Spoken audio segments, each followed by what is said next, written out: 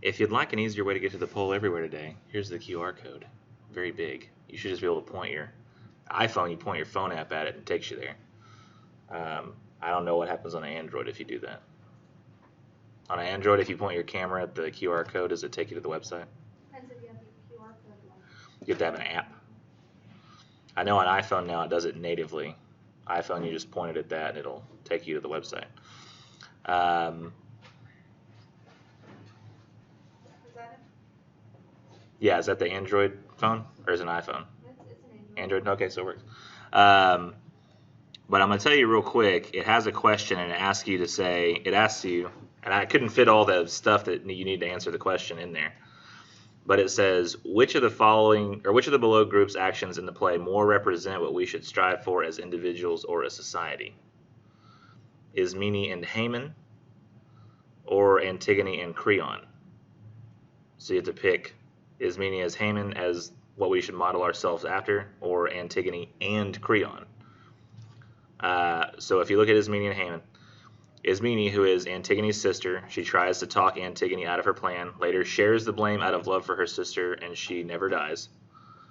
And then Haman, who is Creon's son, he tries to talk Creon out of his plan, later tries to kill Creon out of despair of lost love, but fails, so instead killed himself out of despair of lost love. Or Antigone and Creon. So Antigone, who obstinately commits to the idea of obeying the gods and burying her brother as the gods command, and her actions bring about the eventual death and ruin of all the characters who die or despair in the play. And Creon, who obstinately commits to the idea of defending the state against its enemies and refuses to bury Antigone's brother, and his actions bring about the eventual death and ruin of all characters who die or despair in the play. But he eventually and too late realizes the error of his ways when it's determined the gods require the burial of Antigone's brother.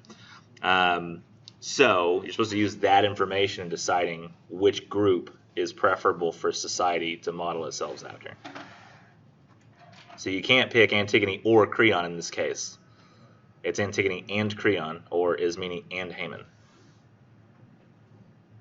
is how you think our society should be. And again, here's the QR code, which I'll freeze it there. Well, I shouldn't freeze it there. Give you one more opportunity if you didn't use the QR code before to point your phone at the QR code and have it take you to the website. Alternatively, if you don't go with the QR code, you can just type it in. It's up on the board still. And then I'll leave the weird question stuff that will help you answer. It took me there, but it says you haven't posted. No, I haven't started the survey yet. I was waiting until everybody got there. I don't know why. I mean, I guess I could start it, huh? I think, I was testing the QR code first to make sure it worked before I activated it. I don't know what that would have done had I not done it, but okay, there we go. So now y'all should be able to start it. Full screen. QR code one more time. And we'll just go to phrase the questions there.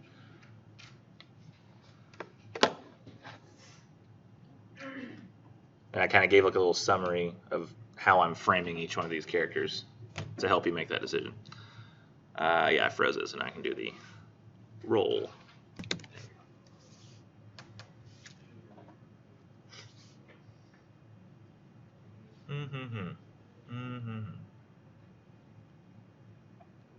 So we're on the poll website right now, PollEverywhere. Let's see. I have no idea what that means. Oh, I guess somebody figured out how to put their initials in, or somebody figured out how to put something in as like a 2-letter designation.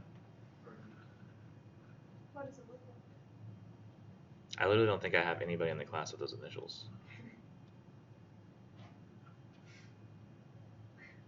So, I mean, I don't think that could be it. Let's see. Kind of like last time, I want most of the room. Let's see. 10, 15, 22. Yeah, we've only got 14 people in it right now, so we need 22 people.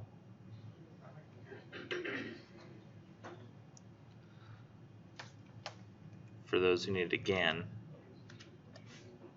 I'll put this up here. That makes it easier to connect. And Pearl, did that work from your native camera app? You just pointed the camera app at it and it took you there? I mean, mine's an OG, so it has like, you just press the Q lens and it says scan QR code. It comes in the phone. I don't Oh, okay. I just know at the Apple, if you point it at it, even the camera app, it'll tell you, hey, do you want to open this? I guess it's always looking for them. 100% of the time.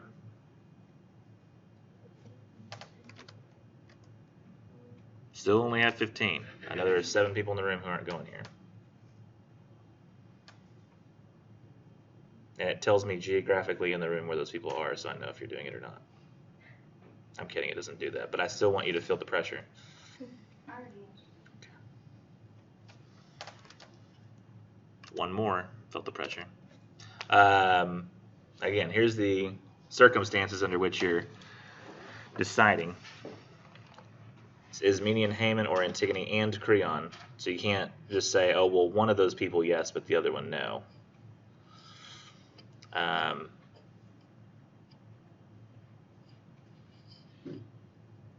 So if you remember Ismene, she's Antigone's sister. She tries to talk her out of her plan, Antigone. She later decides to share the blame out of love for her sister, but she never dies. Haman, who is Creon's son, he tries to talk Creon out of his plan. Later tries to kill Creon out of despair of lost love, but failed. So he instead kills himself out of despair of lost love. Antigone and Creon. Antigone, who is our hero, I believe, a lot of us believe, obstinately commits to the idea of obeying the gods, bearing her brother as the gods command, and her actions bring about the eventual death and ruin of all the characters who die or despair in the play. And Creon, who obstinately commits to the idea of defending the state against its enemies and refuses to bury Antigone's brother, and his actions bring about the eventual death and ruin of all the characters who die and despair in the play. But he eventually and too late realizes the error of his ways when it's determined that gods require the burial of Antigone's brother.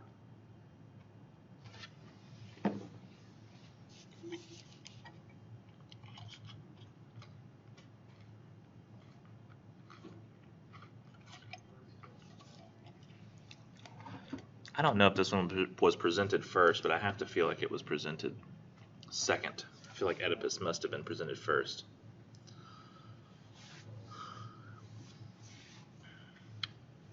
Good morning, good morning. Let's see where we at now. Oh, 19, getting better.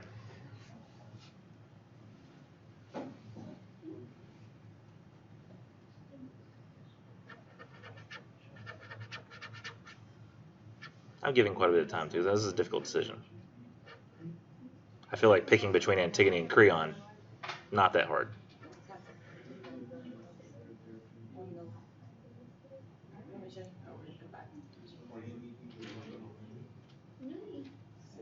Let me see, I've got to have at least 90%, so let's look. 5, 10, 15, 20, 23.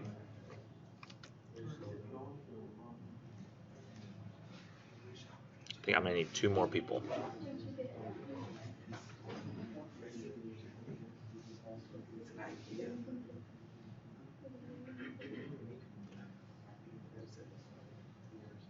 Is anybody having trouble getting to the website? I know 4 of you are.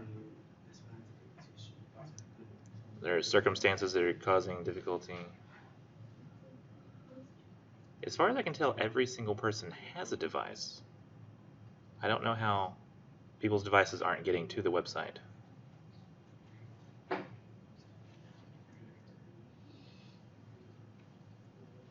let me try. Hold on.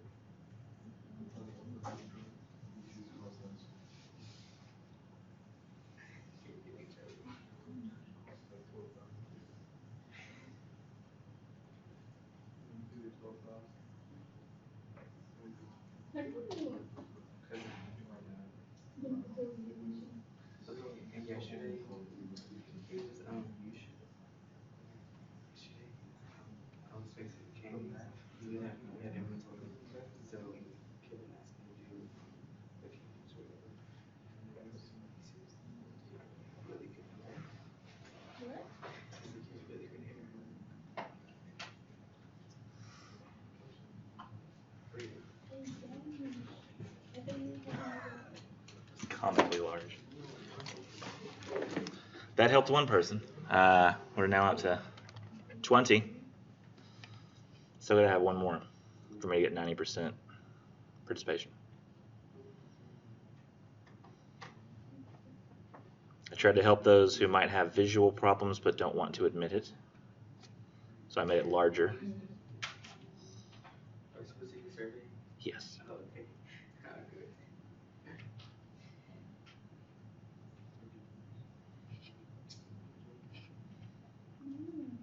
Now one person's got theirs underway but still having trouble making that decision. Gotta make that decision. Oh! Make sure you hit submit at the end. There's this little submit button, you gotta hit submit. Like you answer and then you say like submit, the little button at the bottom. Verify you. Oh. Oh. Somehow now we have 2 additional people in there. This'll work, this'll work, this is helping. Almost done, just need somebody to hit. Boom! Okay, we're gonna lock it. I'm afraid if more pop up. It's perfect now, we're gonna stop here. Okay, so let's see. How? It says another one started. I locked it. Okay, finish. Somebody hit yes. How did it work? How did that happen?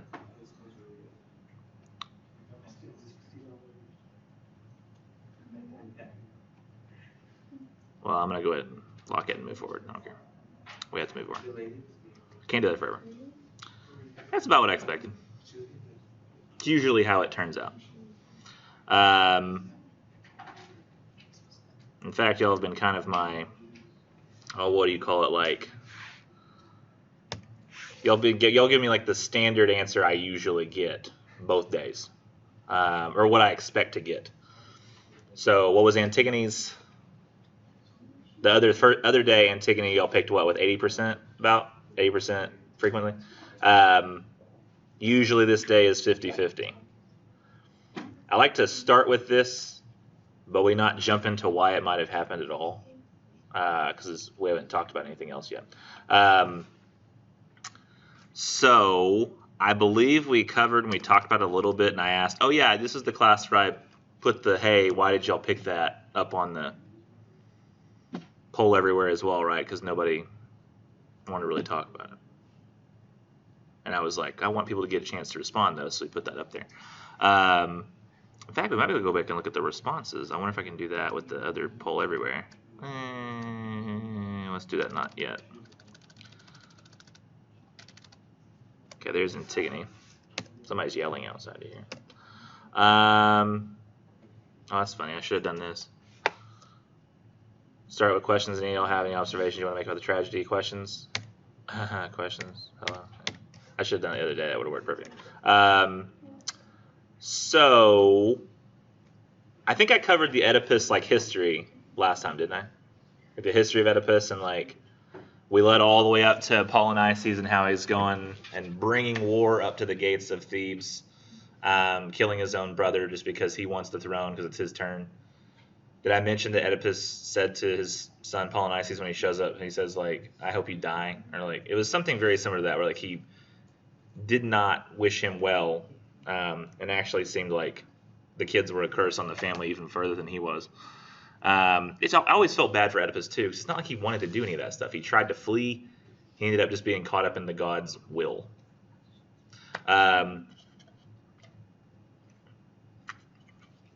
Oedipus is a little bit of a different story. I've always thought it would be very interesting if somebody tried to tell the story of actually, there's a movie called Last Temptation of Christ. Has anybody ever heard of it? Most Christians hate it. Like most do. I watched it and I was like, that's intriguing. It helped me appreciate more, I think, the stories that I'd been told in church all those years. Does anybody who, you know, you could just give me kind of a look, I guess, because this isn't really a sharing class. Sometimes you are, but think about like those of you who are in a Christian background. You know, you read the story of Jesus. The story of Jesus is always like, he's perfect. You can't attain it. Jesus does all these decisions in the Bible. He resists the temptation in the desert. Did you ever really get a sense, being the Son of God, that he was actually being tempted? It always seemed to me when I was in like a young kid, like Jesus is just Jesus. You know, it's almost like anytime I read a Superman comic, I actually find the Superman comics generally very boring. While I found Jesus' like teachings really interesting, Superman comics themselves were very boring because I was like, okay, who's gonna pop up with kryptonite? You know, because there was no other way to stop the dude. And they came with Lex Luthor to outsmart him, and that's about the only thing you can do with Superman is he either gets outsmarted, or somebody holds Lois above a flame, and he's like, no, don't kill Lois. But you can't really like shoot him with a bullet. There's nothing you can do that's like physically harm the dude that doesn't involve kryptonite. And I kind of felt like, you know, it was like that when, you know, looking at the Bible, I never thought there was ever a chance that Jesus could have gone another direction. That's kind of how it felt. So to me, like the temptations when I was reading about it, always felt kind of not like they weren't even real, because it was never supposed to not want to do anything wrong. So how is it hard to be perfect? exactly. So to me, I had to think about it. You have to get into mindset where you think that the person who's being tempted really does feel these temptations, like they really do want to do all those things. And I just never felt that Jesus did. But when I watched this movie, Last Temptation of Christ, Jesus ends up getting up on the cross at the end, and an angel comes and says, you fulfilled it. You did what you had to do. You've gone through everything that's in the scriptures you've now fulfilled. So you can get down. And he goes, huh? And he says, yeah, you can get down. And so Jesus actually gets down off the cross. Everybody's still yelling at the cross. They're very angry at the cross, and they're watching like he's still there, but he gets to get down off of it. And what he ends up doing is going and like living a life, getting married, having a family, his children. And I was sitting there watching going, what is going on? Like I was just very like weirded out. And this guy, the way they've had Judas played the whole movie was very odd to me, because Judas was played not quite so evil. He almost was like he was doing his duty. And then like at one point he keeps like popping up. He's looking for you. He finally finds Jesus and he says, look, you made a mistake. And he's like, what? He's like, yeah, you made a mistake. You weren't supposed to get down off the cross. That was a temptation and you failed it. And he was like, what? And he was like, yeah, you need to go back on that cross. You're the son of Jesus. You have the power to rewind time. You can go back on that cross and then you can decide to continue the sacrifice. And so he gives all the stuff he's gotten up. He goes back on the cross. And but it kind of made me realize in that moment that it made me think about it, that he was like a human and that he could have at any moment done something like that. You know, there was any moment along the way he could have gone like, dang, I could have just do this. And then the story that we have of Jesus doesn't work the way it works, you know. But the reason I'm telling that story is not necessarily about the Jesus part, which it's usually what makes people uncomfortable, is they don't like seeing a retelling of the story of Jesus with different imagination because it feels blasphemous. Me, I thought it was important to put me in that perspective and feel like, man, what must it have been like? And it was like, he totally could have done that. Like, it's totally a possible thing. But when I told my parents the story of it, they were like, I feel like you might have sinned by watching it. And I was like, yeah. But I didn't feel like I did. But the Judas character in there, he kind of has this sense of duty. Like, he does a bad thing, but it's like he feels like he's playing a part he has to play in order for Jesus to be able to do the sacrifice that saves everybody. Which I always thought was kind of interesting. When you think of the Bible, we're always like, Judas is terrible. Those people who said, give us Barabbas are terrible. But if they don't do that, Jesus can't die on a cross. You know, it's that kind of thing. So I felt like Oedipus, while everybody was always like, oh, Oedipus, he killed his dad, had sex with his mom, he was literally just being tossed around by the fates of the gods. It's not like anything that he willingly went and did. It was sort of stuff he willingly went and did, but not that he was aware of. And so I think it's interesting in the parallels you have with Christianity, where Judas has to play that part, but they always give him more of an anger, like more of a selfishness. He's out for those 30 pieces of silver. What's really not, it's not about the pieces of silver. It's just sort of like, it kind of is, but he's played as more of an evil character in the Bible. Where Oedipus here, he's always played as more of like a fate. He was just part of these circumstances, less so than like say people in Christian mythology, where it's always intent based. You get what you get because of what you did, and rarely is it ever just God decrees this and so it happens, and you had no play, you had no part in the matter. Which I think is something interesting about the plays in Sophocles' time, where sometimes you were just fated to be at the will of gods and you had nothing you could do about it, and that was just sort of it. Kind of a strange way of looking at the world. And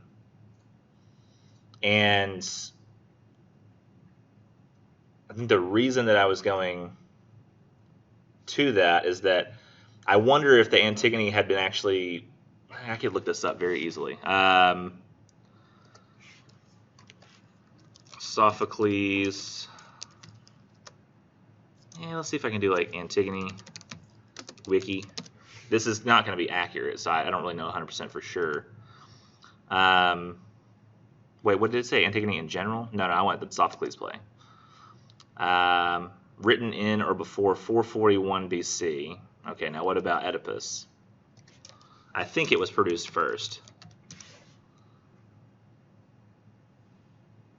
Oedipus, Sophocles,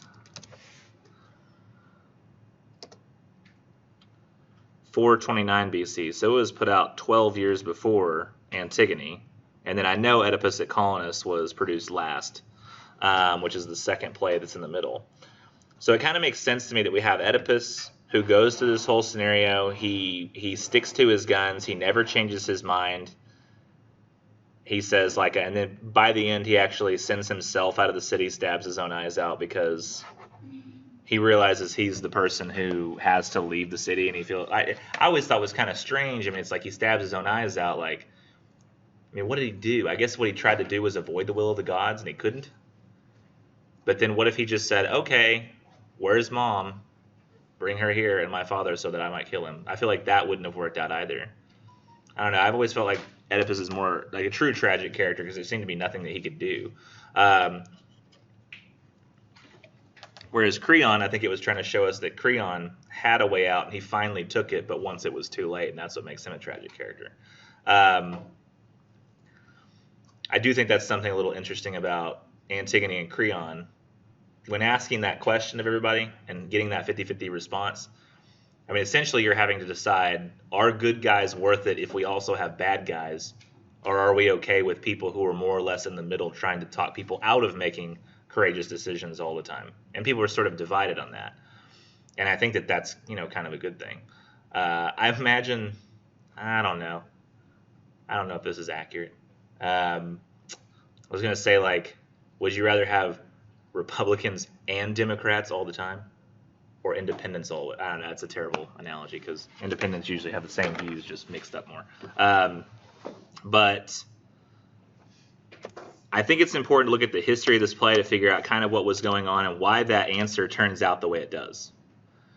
I think there's a reason for this. So there was, tell me if you've heard this story before. There was somebody who, spent all their days talking to people and telling them their ideologies that made everybody around very, very uncomfortable. Amassed a lot of followers. Everybody kind of got super, not everybody, of course the followers were, going and like telling everybody what he was coming up with, but I would say the vast majority of people, or the establishment, were kind of worried about the things that were happening, saying like, everybody's being kind of corrupted by these teachings. So he was put to trial, had a way out, but decided to go ahead and die for those beliefs. Does that story sound familiar to anybody? You want to venture a guess as to who I'm talking about? Close. It was Socrates. But it easily could also be Jesus. I find that interesting because Socrates is about 500 years before, or really about 400 if you look at before the story of Jesus happens. And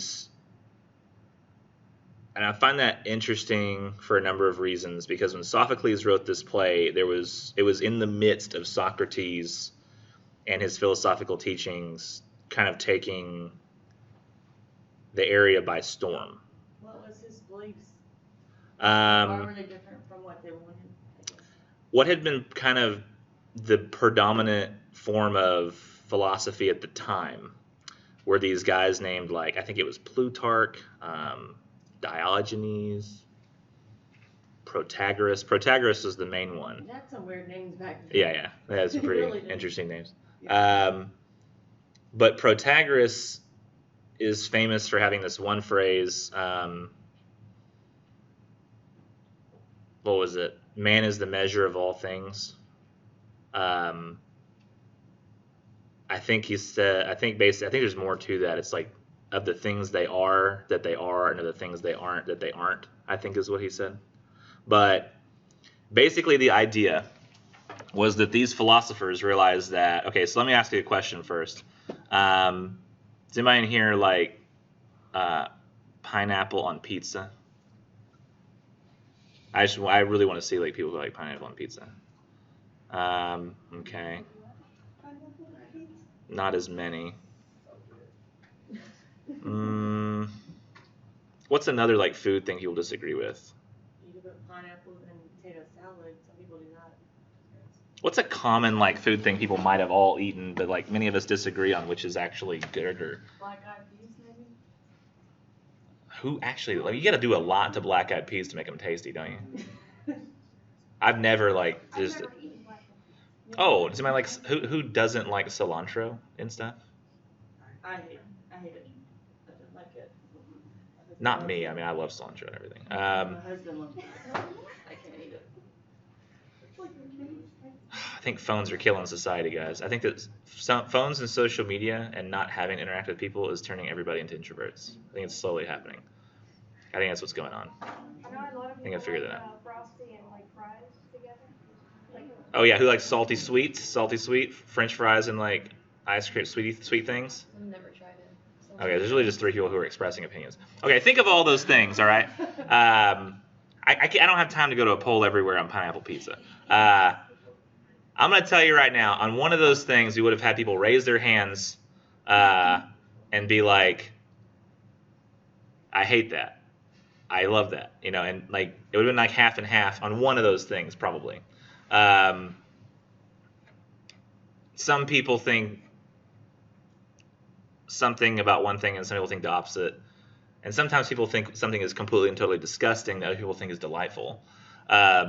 This was sort of the basis of the idea for the philosopher's thought. It's called the Sophist. And these days you hear the word sophistry, and I think it means like people who are messing around or saying like being bad, or I haven't used the word in a while, but sophistry, because sophistry is subtly deceptive reasoning or argumentation.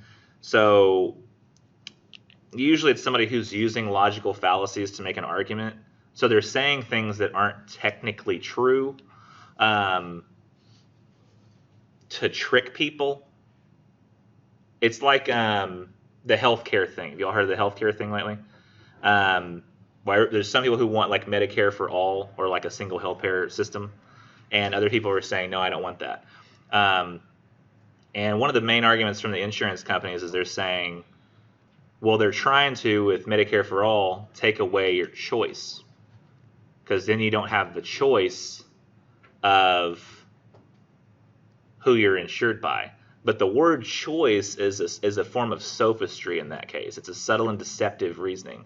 Because what it would do is the way Medicare for All would work is you would be able to choose between all doctors, not just a select few. Insurance companies have the in-network, out-of-network, right? And you can choose whether you go to the in-network or out-of-network. But it's not really a choice. It's actually less choice, and they're disguising it as choice. Whereas if everybody had Medicare for All, everybody could choose between all choices as opposed to just one or two. You know, like I know somebody recently who had to go to the ER because there was something wrong they didn't know, ended up accidentally going to an ER that was out-of-network, and now they owe $6,000. And they were covered under insurance. They do that with cars too. Like, Yeah. People like feeling like losing money with full insurance. Yeah. Or In fact, yeah. if you can afford it, if go low deductible as soon as possible, because we got in a wreck and somehow Geico determined it was 70% the other person's fault and 30% ours. I was like, how do you make that estimation? And we don't use Geico. That was the other person's insurance. And our insurance says, well, you can file, but you'll still end up spending your whole $1,000 deductible just getting up to that. It's probably going to be $1,300 you'll have to pay. And we're like, well, you shut up. Why do we even have you? Because $500 we would have gone, and so they would have gone to bat, and then we probably maybe even had to pay nothing. But $1,000 we couldn't, so we just said we'll go low deductible from here on out. And then I've got a new car, which is less likely to have problems, and they're like, oh yeah, it's going to be like $100 insurance a month, and it was like $15 for the other car, which is a black Mustang. And this one's a Prius. They're like, oh, yeah, I've got to insure that thing for way more because you're far more likely to get in a wreck. I'm driving a freaking Prius. The damn thing drives for me. It really does. Cruise control, it like slows up, slows down for people. So, you know, you get behind semis and they're all going next to each other. Don't even worry about it anymore. You know, the real problem with the semis is you got to keep your foot on the accelerator, right? Because, like, now you can't use cruise and you're pissed. You're like, get out of my way. This was like, it's fate. It's like, I can't do anything about it. And then my Prius just goes, I'll take over the accelerator. And it just kind of, I'm just sitting there chilling, listening to podcasts. It's nice. It's nice not to be angry. It's one place where I usually get angry in life is on the road. I'm like, yeah, I don't know what. Now I'm like, makes my days nicer. But with that idea of saying that we don't have choice, really they're saying you don't have these limited choices you can choose between or insurances you can choose between. Instead, you have this one big insurance where you can choose between everybody, so you can literally go to any doctor you want. Which, saying the word choice, while it is technically true, in that case, having less choice is actually better because then you get to choose between everybody. So it's one of those sophist type arguments based on the idea of sophistry.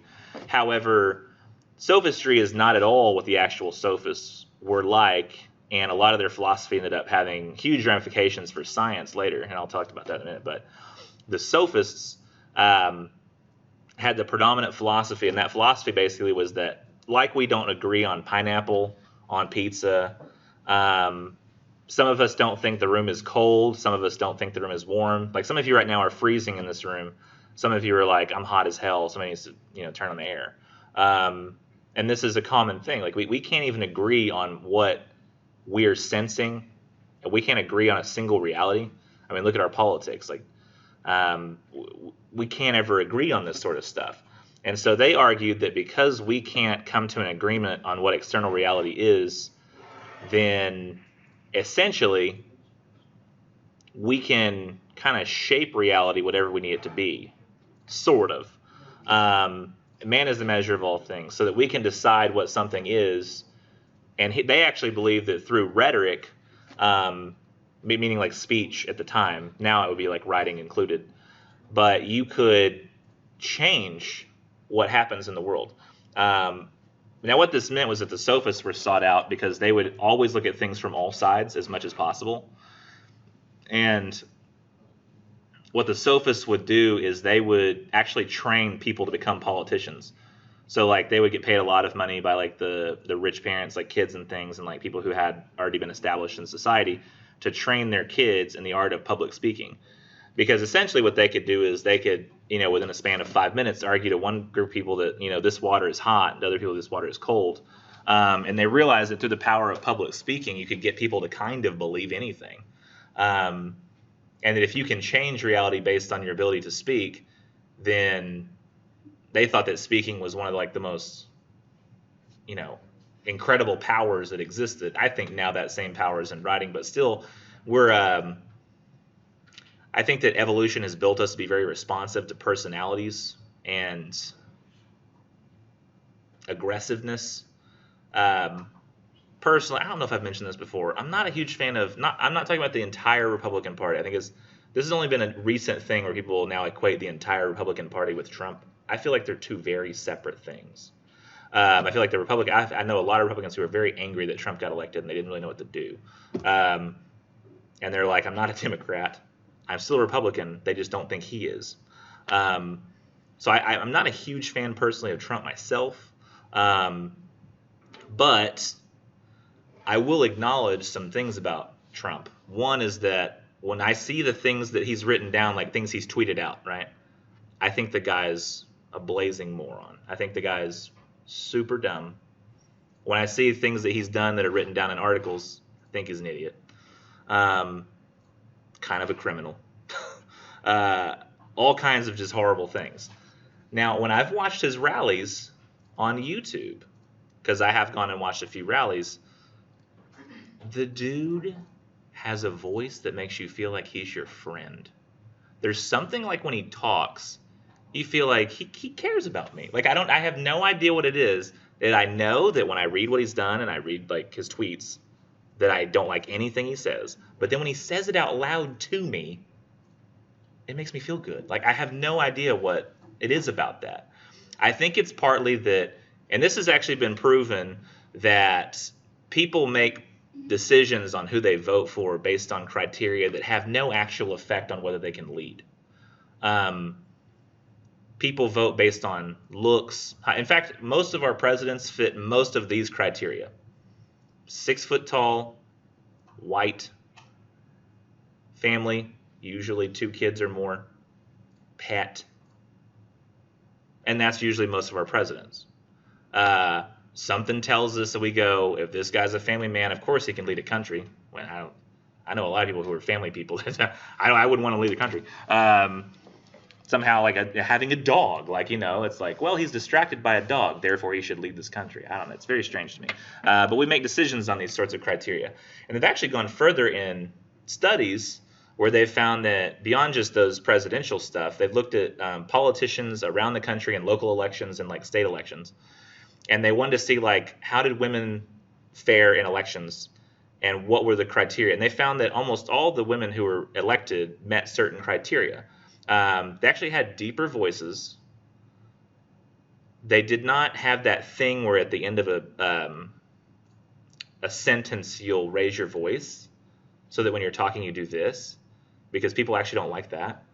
Like that it makes you sound like you don't know what you're talking about or something. I don't know. But they found there was a number of criteria that if women did not meet, they were very unlikely to get elected. But they looked at the circumstances where the women who did get elected, despite that criteria, they wanted to see what their approval ratings were like when they were in office and their ability to get things passed. And they found that none of those criteria that we seem to vote on, which are like deepness of voice, confidence of sound, aggressive behavior, vocabulary, none of those seem to matter to whether they did a good job at all, but they incredibly matter to whether we get them in office. Super strange, right? So like we're very much taken in by the spoken word. We're still built to respond to communication with each other. And there are a lot of people, I'm sure you know, that if you were to record what they said, write it down, and then read it back later, you'd be like, oh, they're stupid. But when they're talking to you in the moment, you're like, oh my gosh, I love them. But it's just like that's one of the reasons I think that writing is the greatest invention that man has ever come up with, because it's been a way that we've been able to both record what people have said for posterity's sake and also be able to look at it afterwards. It's almost like the thing that we always fantasize about, right, in the shower. That's a terrible way to start a story. When we're in the shower and we had arguments that day, and we're in the shower and we think of all the things we could have said, like, oh, I should have said this, Writing sort of affords us that ability. It fulfills that fantasy in a way, because we can take somebody's arguments, listen to them say, I'll get back with you on that later, read those arguments, consider them, come out with our own written argument that replies to them, that tears down their arguments, and then present that to them face to face if we so choose, or at least in writing. And that's one of the greatest things about writing, is it gives us time to consider, something that spoken word does just not give us to do. So when I'm watching Trump in a speech rally, I acknowledge the dude is, it's so weird because he doesn't seem like he's a brilliant public speaker to me. He doesn't. But when I watch him talk, it makes me feel good. Like I can't explain it. I can recognize the feeling inside, and I feel like this sense of like he cares about me and he wants what's best for me and he wants what's best for the country. But then when I see the decisions, I just disagree. But they recognized this about speechcraft long ago. Then some other people came along and started kind of disagreeing with the way the sophists were. They said, well, what's the point? If anything can mean anything depending on how you argue it, what's the point of anything? And they sort of had this frustration with the idea. One of those people who had that frustration was Socrates. Socrates came along and he started thinking, okay, well, actually, no, there is an external reality that can be accessed. And through him and Plato over the years, because Plato was sort of his student, and the only reason we know anything that Socrates ever said was because Plato wrote it down, which I also find is an interesting parallel with Jesus. Jesus never wrote anything down as far as we know, but his followers did. And Plato wrote down everything that Socrates said. We have nothing that Socrates wrote. So Plato and Socrates gave us this idea in philosophy that there's this idea, this universal form for everything. There is a universal idea of love, a universal idea of kindness, and it exists out there in some form if we can just find, if we, basically Socrates and Plato is another very self-serving philosophy, much like the Sophists, who they became public speakers, and they got paid a lot to then basically use their philosophy to help make these kids politicians. Socrates and Plato, their argument was that the only people who could access these universal forms of what's good and what's right were philosophers, because they study thought and think about thought all the time. So in doing so and constantly taking in the ideas like this and thinking about them and reshaping them, they're able to get access to this. Have you ever heard of the metaphor of the cave? It's not rain, is it? It sounds like rain. I guess it's just the fans blowing. You ever heard of the Plato's Cave, the story? It's probably just easier to. I tried to draw it one time, but I'm just not as effective. Just in case I somehow forget to do this, I'm gonna do that again.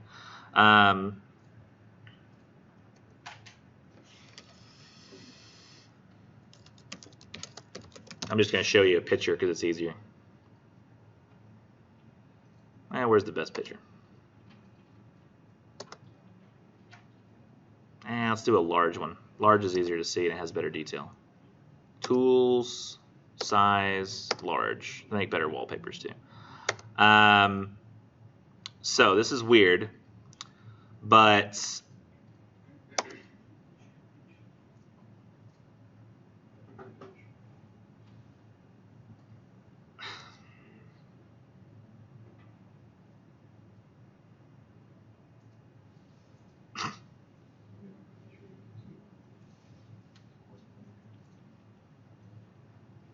delightful, delightful.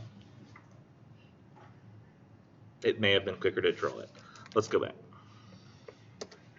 See if we can find. This is basically the same image, right? If I click this, maybe it'll go faster. Read it. I don't know. I don't know how Pinterest works. Is this safe, guys? Might not let you. Is it literally going to take me to the same article? That'd be hilarious. The Eternal Circle. This sounds kind of. Can I just here? Hold on. What is happening? I think this website is killing my computer and Pinterest too. Oh my gosh. Make it slightly bigger, that'll be good enough. So stupid. Okay, let's see. Yes, whatever. I don't care. Use your cookies.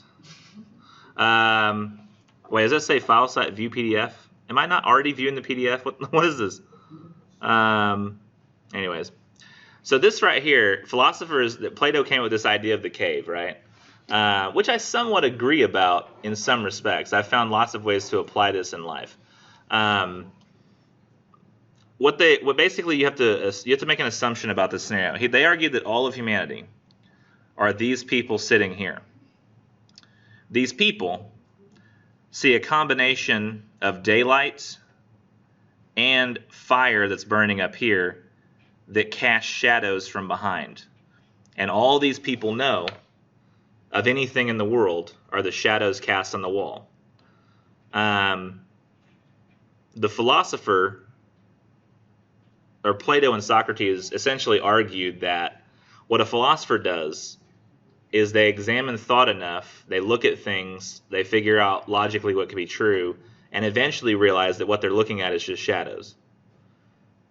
And in realizing that, they're able to get up, turn around, and go outside and see everything that there is. And then they have to come back in and try to convince everybody else without getting in front of them, because they're not able to do that, that, hey, there is a world out there, and these are what you're seeing is just shadows. You're not seeing true reality. But follow me and you can access it. And generally speaking, nobody will follow, but if they will listen to the philosophers, then they can follow and they can have access to the real world. Sometimes I feel like as a teacher, I've been able to sort of try to make this metaphor. Like when talking to other teachers, I feel like when we talk about how important our profession is, because we want to feel like we're doing something important. Because we're sure as hell not making money doing it. So we have to convince ourselves we're doing something that matters. With like essentially teachers, we sort of try to do this every day with like our subjects. We say, look, this subject matters, this thing matters. We're teaching you how to like better yourselves and become better. Trust us. And the ones who just want the grade and just want to get out of here so they can start their career and buy that house, they're the people who just sit here at the shadows. But the people who go, this stuff does matter. I got to figure out how to use it and make it usable in daily life. Those are the people who end up coming outside with us. But every time we go outside and bring somebody outside, we're like, okay, now go forth. And then we go run back in the cave and spend all of our stupid time in the cave, because we're trying to convince people, no, come on, come outside. And then most of the people just go, I gotta work, so they don't do it. But this idea was that essentially, if you think about it, philosophers are the ones who have access to the true reality. So that if you listen to philosophers, they will give you access to the true ideas of love, kindness, goodwill, moral decisions. And so that was the idea of Plato's cave. So it kind of goes in the complete opposite direction of the Sophists. And I know this is kind of heady to talk about philosophy for like the whole, basically like most of the class. But here's the thing about it, was Sophocles would have been aware at the time of both of these groups. Socrates, who was up and coming, he would have been about 25 when Antigone was produced. And Protagoras would have been somewhere in his like 60s, 70s, I think. Now they go to this play, and I think what he realizes, Sophocles is a brilliant writer. He realizes that he's got to appeal basically to everybody in writing this story. Because that's what a good story does, is that everybody who goes and sees it, I mean, you want to have a movie that if you go and watch it, is not going to be like all the Democrats who go are like, yeah, and all the Republicans who go are like, that was stupid. You want everybody to show up to the movie and be like, that was great. I found so much in there that I can take and believe in my own life. You have like, just about everybody is like, loves those Avengers films. Because they find something universal in there that applies to everybody. They're finding like what could matter to everybody. And Sophocles sort of did that with Antigone. And if you look at it, I think both groups would come out of there saying that, yes, this shows exactly my philosophy and why it's correct. So you have Socrates going in there and watching a play and being like, this is exactly an expression of my ideals. Look at Antigone. If you think that there's a universal sense of right and wrong out there, then you're the kind of person who probably is going to fight for something like what is right. You're going to say, this is worth dying for because I'm 100% sure that I'm right about this, that I've attained what rightness is, and you'll stick to your guns and you'll die for it. You could also end up like Creon, though, where you equally, about some other idea, think that you're right. Essentially, Socrates and Plato's ideas are kind of not the foundations of Christian religion, but they sort of, the philosophies that were present in the time could have trickled their way up to Christian philosophy. And if you think about Christian religion, it's very much like that, right? Where God gives us morals. We get those morals through the teachings and the writings of the Bible. It's not this could be right, that could be right. It's never like an open discussion. It's usually like, here's what's right, here's what's right, here's what's right. And that's what we're told. It's kind of in the Bible. That's very much along the lines of what Socrates and Plato were trying to argue, that there is a universal sense of right and wrong somewhere. Sophists were still kind of the opposite of that. They were like, depending on who's involved and what the situation is, right and wrong could be relative. They might say that in one situation, if I go to the store, me, Mr. Nichols, and I steal a loaf of bread, that's wrong. Whereas if somebody who's poor and can't eat, but they don't have an address, so they can't apply, they're homeless, they don't have a physical address, so they can't apply for food stamps. They need to eat. They go into the store, they get a loaf of bread. Maybe it's still wrong to have taken it, but would it have been more right to them to let their family starve? They've already gone to the dumpster out back and there's no food in it. I guess because maybe the store has figured out that people are stealing food from the dumpster, so they're not putting it there anymore. So they did what they had to do. And I feel like in both of those scenarios where if I go to the store, I'm like, hee hee ha ha, and I get a loaf of bread to see if I can do it, maybe do it for the Vine or something, or TikTok now, I don't know. Look, I stole a loaf of bread on TikTok. Like, I feel like somebody would do that. There's that thing right now, isn't it, where like people trip somebody and watch them fall on their face, and that's just hilarious. Isn't that a thing? Where they act like they're doing a dance, and then when like the person in the middle jumps, they sweep their legs out from under them and they hit their face. It's horrible. And some people watch that and go, ha ha ha, that's hilarious. And other people watch that and go, that's the meanest thing I've ever seen, don't do that. But again, that hits to that idea of moral relativism. In some cases, we consider something to be completely and totally wrong. In other cases, we might say, we consider beating the crap out of somebody until they die is wrong, right? But there was a guy, I think, in Texas who got off because he found a guy molesting his daughter and beat the shit out of him, until he died. And then he got off. I think they gave him like probation or something, like the jury did. Because in certain scenarios, we consider murder to be a defensible position, right? I mean, it's one of the reasons we think that, having a gun and shooting somebody because you don't like them is way different than having a gun and shooting somebody because they were going to kill your family. It's relative depending on the circumstance. So sophists would argue that depending on the circumstances, something could be right or wrong. And I think if you look at this play, Antigone and Creon fit more with the idea of moral certitude, where you say, this is right, this is wrong. Antigone knows she has to bury her brother. Nothing Ismene does to talk her out of it's going to work, because that's what she thinks is true. Whereas Ismene and Haman, they're very much like, oh, you shouldn't do that. Like Ismene's like, don't do that. I mean, he said not to do it, so don't do it. She's like, well, I have to do it. He's like, oh my gosh, this is just, I don't really even know if, she acts like she doesn't even know if she's right enough to understand. Like she doesn't fully feel confident enough in her own ideas that she could even make that decision. And I think that the sophists would have gone and saying, like, look what happens. They would watch the play and they say, what happens? People who are too certain in their own ideas end up getting super stubborn, and everybody dies. And that's exactly what happens when you have people who are too certain in right and wrong. And it's hard to believe that a sophist, somebody who thinks that everything is kind of relative depending on the circumstances, would be the kinds of people who would go to holy wars, right? There have been all kinds of holy wars throughout history. People who are like, we have to wipe out this, race of people because they don't believe in God the same way we do. And it seems very unlikely that somebody would do that if they were moral relativists. They'd be like, well, I mean, what you think is what you think, what I think is what I think. But usually when wars happen, they happen over things that people are pretty sure this is right, this is wrong, that's mine, that's yours. And the sophists would have seen this and gone, yes, this is a show of how society can be ruined if we don't listen to people like Ismene and Haman. So all of them walk out going, ha-ha, yeah. Unlike a movie like Joker, which some people watch it and go, that movie's great. And some people like me watch it and go, that movie's terrible.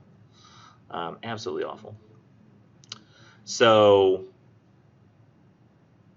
that's why I think this vote comes out this way. Essentially, what I think is all of us in the room, I think it's important that we have some of us, and I don't know if this has to do anything with introversion or extroversion. I don't know. I don't know if it has to do with just some of us see stubborn people around us, and so we decide to be the calming force around stubborn people. Some of us are the people who have always felt that, I don't really know 100% what the answers are, so it's hard for me to say that this person should do this or that person should do that. I would probably say that I fall into the Ismene and Haman camp, even though very often I would say I exhibit traits of an Antigone or Creon. Known in my family as being stubborn, even though I don't think I'm that stubborn. I think they are. That makes me sound stubborn.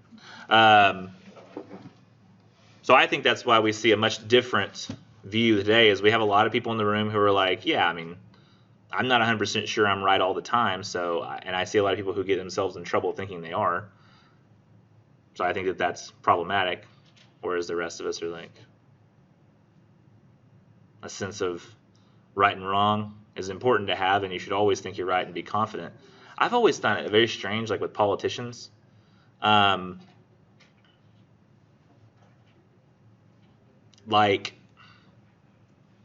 I don't know.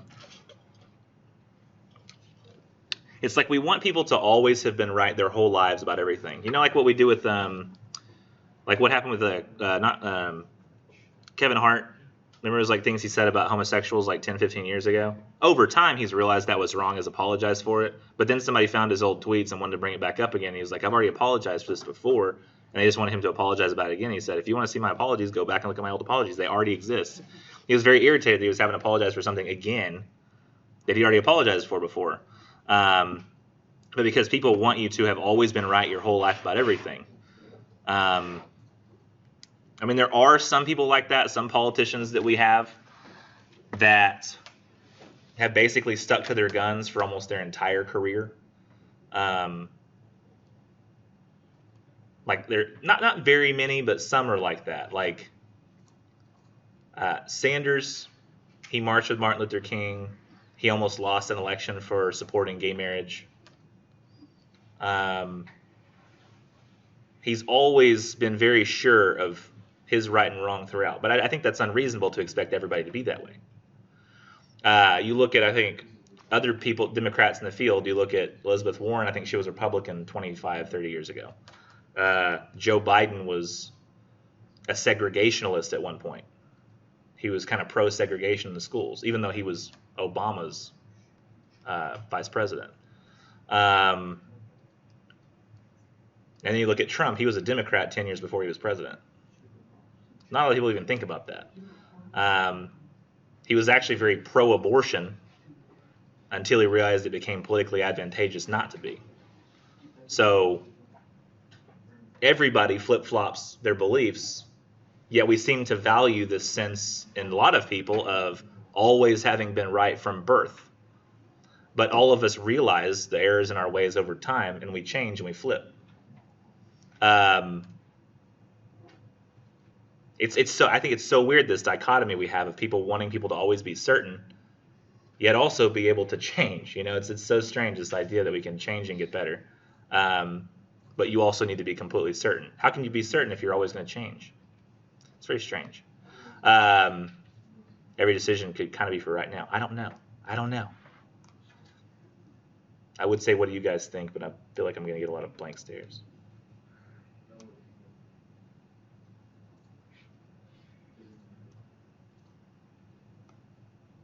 I hope y'all don't view the world in completely black and white, right and wrong. I hope you view it more in like shades of gray.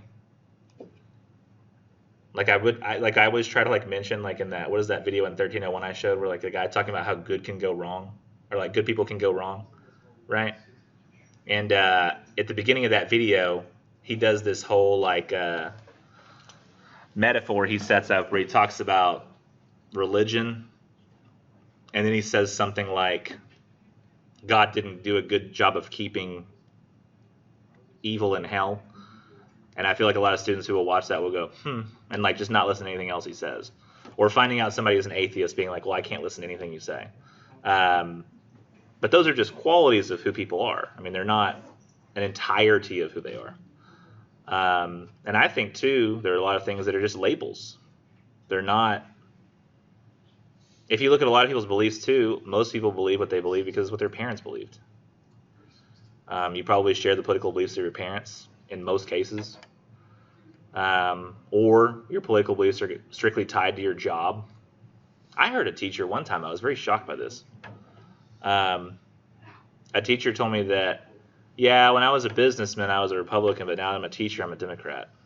Because the policies are better for me. And I was like, what? How can your beliefs change depending on your job? And he knew it. Like, he was very clear that was like, he was like, I just vote for whatever works for me better. And I was like, to me, an ideology is like an ideology. It's like set. And like, if I'm a construction worker, I'm a teacher. That would not change my political beliefs. Now, over time, I think subtly it might. Because I know that my dad, very much, I'm pretty sure he's always going to be a Republican because he's owned his own business and he pays a lot of taxes.